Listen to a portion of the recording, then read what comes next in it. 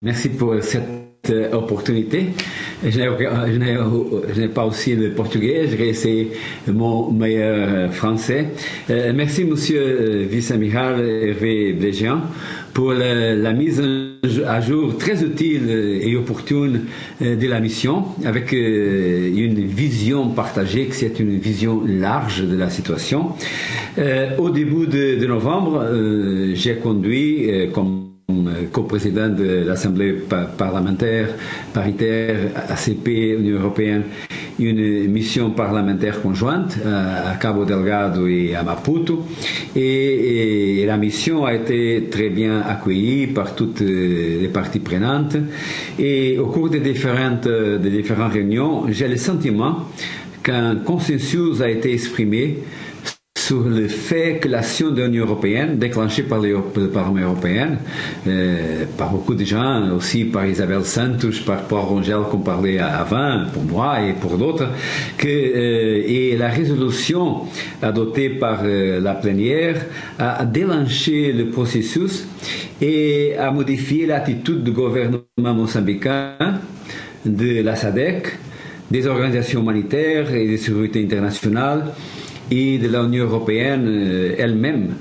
face au problème. Le lancement de la mission de la UETM, auquel notre mission a assisté sur place, a un fort impact dans les médias locaux, et je l'ai vu, et également auprès des différents protagonistes avec lesquels nous parlons.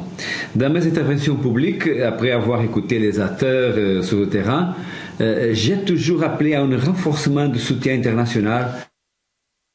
et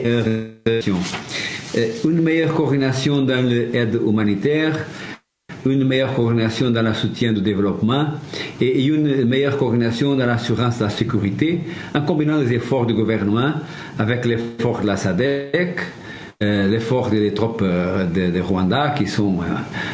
un peu aussi supportées pour la SADC mais pas directement, les interventions des autres forces internationales, publiques et privées et l'intervention de la force d'entraînement européenne.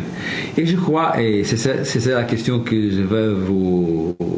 laisser, elle a été aussi faite pour Ana Fotiga et pour Isabel Santos, je crois que constituer un point focal pour la solution, c'est peut être un des principaux rôles de l'Union européenne et notamment de la mission européenne d'entraînement des forces militaires. J'ai la sensation que toutes les autres forces un peu confier à la force européenne pour échanger des informations essentielles. Pourriez-vous vous expliquer un peu plus les efforts faits pour la mission européenne pour améliorer la coordination au niveau de la sécurité? Merci beaucoup.